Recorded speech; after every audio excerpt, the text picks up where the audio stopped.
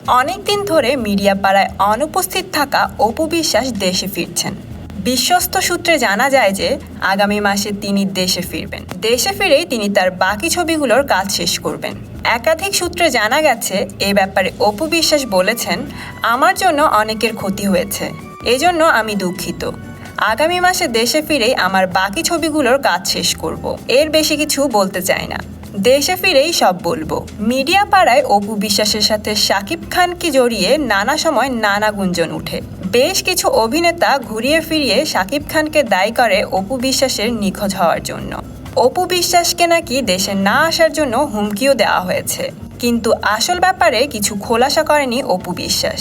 মূলত অপু বিশ্বাস দেশে ফিরলেই গুঞ্জনের সমাপ্তি হবে। তার মুখ থেকেই হয়তোবা তার দীর্ঘ সময়ের অনুপস্থিত থাকার আসল কারণ জানা যাবে। সেই পর্যন্ত আমরা সবাই অপেক্ষায় থাকি।